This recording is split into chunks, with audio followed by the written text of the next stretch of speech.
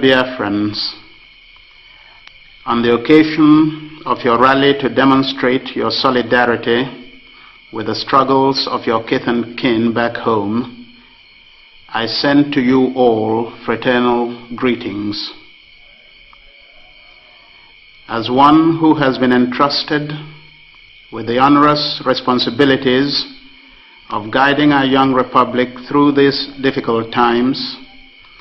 I must confess that it is always a source of deep pleasure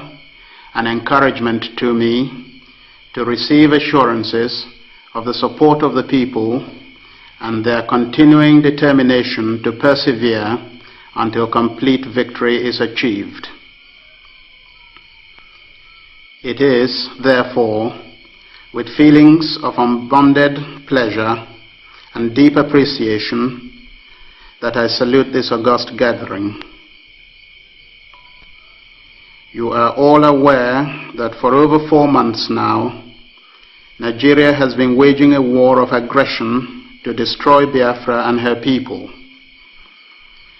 This invasion by Nigerian hordes was mounted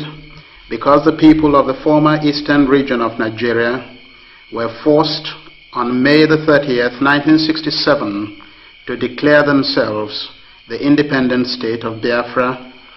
in order to assure the security of their lives and property. As you are aware, the people of the former eastern region of Nigeria had believed, as if it were an article of faith,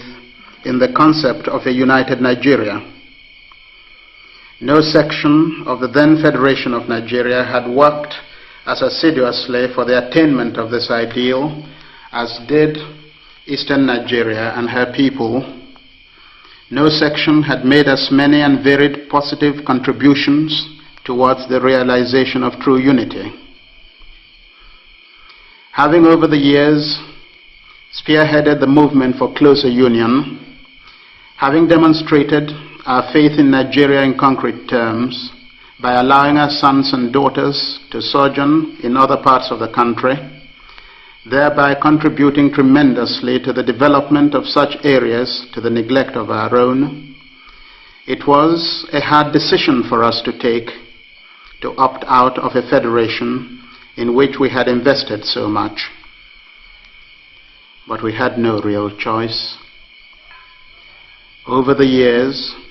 our erstwhile compatriots had made it clear in unmistakable terms that they did not want us in the Federation. Since the 1950s,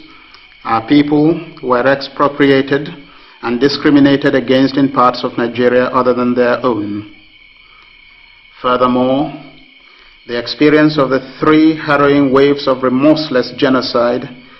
in 1945, 1953, and especially in 1966, involving a total of nearly 40,000 dead and countless others maimed or destitute, provided an object lesson which could not but be taken seriously. Self-preservation is probably the strongest human instinct, and it is this that has compelled the harassed and persecuted people of eastern Nigeria to seek refuge in their own home and amongst their kindred. As a proverb of one of our Biafran languages has it, a man who is rejected by others cannot reject himself.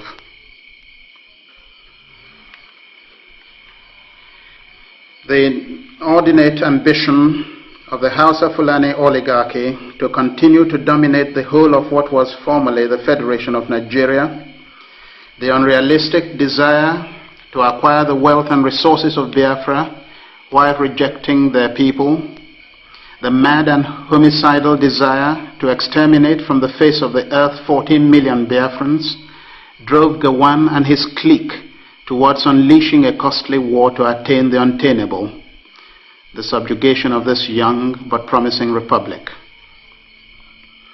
Even with the vast resources of the former Federation of Nigeria with which to prosecute the war, even with the active collaboration of those international opportunists, Britain and the Soviet Union, an unholy alliance of vested interests, even with the attempt to subvert our government by suborning some of our highly placed military and civilian personnel, an attempt which was foiled at the nick of time, Gowon has failed to make good his boast to crush Biafra. A campaign which he bragged would only take 48 hours to accomplish has now dragged on for almost 5 months and will drag on for as long as it takes Gowon and his clique, both Nigerian and others, to realize that nothing can shake the will or crush the spirit of a determined people. If Gowon's military campaign has achieved anything, it is only a confirmation of the fact that Biafrans have nothing to expect but destruction from the hands of their erstwhile Nigerian compatriots. In the few border towns which fell into the hands of the Nigerian forces, Biafrans were pillaged and what could not be stolen was destroyed, while the men were shot and tortured and the women defiled. Even foreign correspondents have testified to the massive killings of people of Biafran origin and a particular ethnic grouping in the Republic of Benin when that young republic fell into the hands of the Nigerians as a result of treachery. Instead of accepting the fact and the truth which they know, that they forced the people of the former eastern region out of the Federation, the Nigerian aggressors have been attempting to dupe the world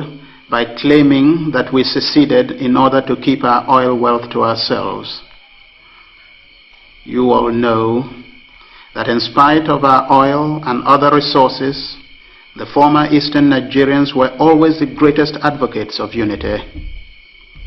General Ironsi, himself an Easterner, was murdered by the northern Nigerians because of his determination to unify the country. For a people who have made such great sacrifices and abandoned their most valuable investments in Nigeria in quest for safety, this is the unkindest thing to say. No, it is the Nigerian leaders themselves who are in fact guilty of what they accuse us of and have shown beyond doubt that they are only interested in having our resources and not our people. Our detractors